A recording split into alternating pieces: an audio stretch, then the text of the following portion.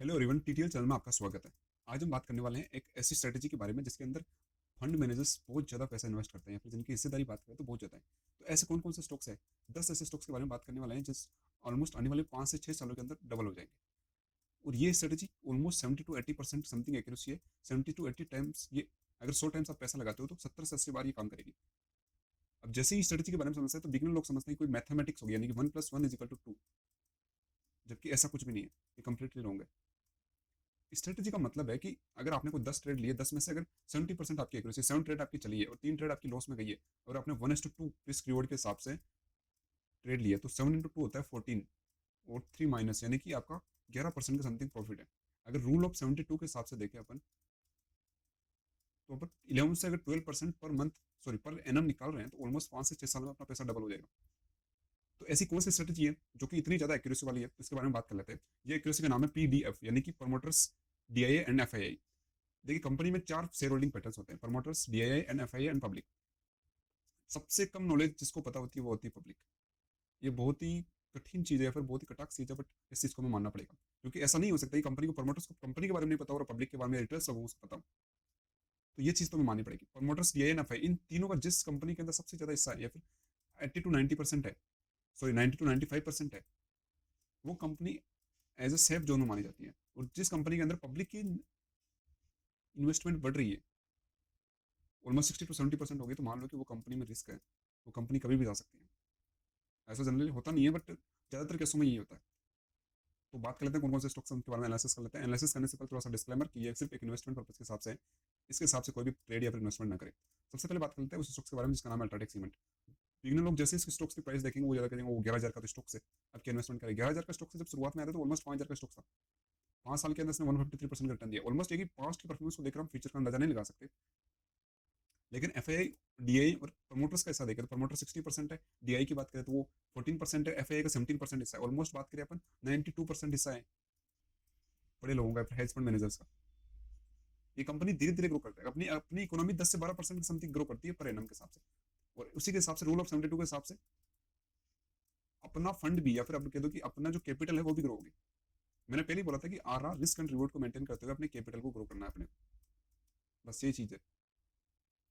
Next stocks है Avenue supermarkets, DMart. 4,836 का stocks है।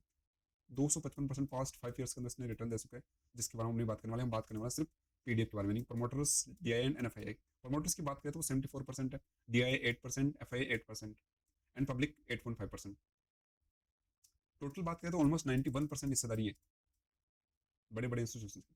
एफआईआई, डीआई के अंदर कौन कौन से आते हैं? एलआईसी हो गई, या फिर म्यूचुअल फंड के जितने भी हेज फंड मैनेजर हो गए, वो इस ऐसी कंपनी में इन्वेस्टमेंट करते हैं जो कि सेफ जोन में रहे। नेक्स्ट हम बात कर लेते हैं state bank of India, SBI के बारे में। और ये भी काफ़ी पॉपुलर स्टॉक्स हैं, SBI, state bank of India.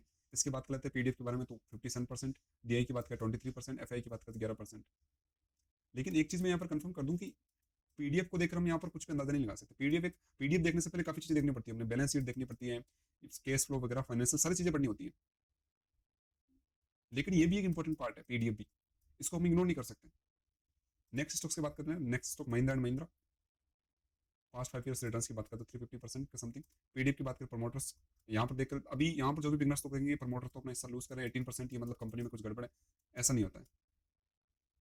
आप ऑल ओवर देखो ना, पीडीएफ में प्रमोटर्स भी देखने हैं, डीआईएस भी देखने हैं और एफआईएस भी देखने हैं। अगर तीनों का मिलाकर देखें यहाँ पर तो ऑलमोस्ट 90% बन रहा है, 88% सॉरी। तो सिर्फ प्रमोटर्स को देखकर अपने को ये बस नहीं देखना था इस कंपनी में सिर्फ प्रमोटर्स ही है और उसका 18% हिस्सा है। बाकी दो भी देखने हैं, डीआई एंड एफआई भी। नेक्स्ट स्टॉक से एलटीएम एंट्री। पहले दो अलग अलग कंपनी थी, दोनों का मर्जर हो गया 1 साल पहले। अभी ऑल्टो निफ्टी आईटी सेक्टर काफी डाउन चल रहा है, इस वजह से ये स्टॉक्स इतना नीचे है। अब होता है ना कोई भी कभी कभी कि मतलब मार्केट तो ऊपर जा रहा है लेकिन स्टॉक्स नीचे ही रह रहे हैं। तो अभी आईटी सेक्टर डाउन साइड में चल रहा है, हो सकता है कि मार्केट नीचे आए तो आईटी सेक्टर भी अब जाने लगे, तो एलटीएम एंट्री भी जाने लगे। बाकी बात कर लेते हैं इसके पीडीएफ की, तो एफ आई प्रमोटर्स का हिस्सा देखे तो 68%, डीएस का हिस्सा देखे 13%, एफ आई का हिस्सा देखे तो 7%। ऑलमोस्ट 90% हिस्सा बड़े लोगों के पास है, बड़े लोग माल दबाकर बैठे हैं। नेक्स्ट स्टॉक्स है H L, very popular stocks, 5,628। Share holding pattern की बात करें, प्रमोटर्स की बात करें 71%, डीएस की बात करें 9%, एफआई की बात करें तो 12%। ऑलमोस्ट इतना 93% मार्क दबाकर बैठे। ऑल्दो ये सिर्फ कोई गारंटी नहीं है कि पिछले हिस्सों के अंदर या फिर पीडीएफ के अंदर सारी चीज़ें बढ़ी हुई है, प्रमोटर्स भी खरीद रहे हैं, डीआई भी खरीद रहे हैं, एफआई भी खरीद रहे हैं, तो कंपनी ग्रो करेगी। क्योंकि 100% कोई चीज़ एग्जिस्ट करती नहीं है। लेकिन अगेन फिर से वही प्रॉपर्टी का गेम है। जेएसडब्ल्यू एनर्जी नेक्स्ट स्टॉक्स 741, पिछले 5 सालों की बात करें तो ऑलमोस्ट 10 गुना हो चुका है, 10 टाइम्स का समथिंग रिटर्न दिया। पीडीएफ की बात करें, प्रमोटर्स का 69% हिस्सा है। प्रमोटर्स अपना हिस्सा कम कर रहे हैं और एफआई अपना हिस्सा बढ़ा रहा है 13%। जैसे प्रमोटर्स ने बेचा, एफआई ने माल दबा लिया। इसमें बात करें तो 92% हिस्सा है बड़े लोगों का। नेक्स्ट स्टॉक्स है वीबीएल, बेवरेजेस में काफी पॉपुलर स्टॉक्स है, 10 टाइम्स हो चुके हैं 5 ईयर्स के समथिंग।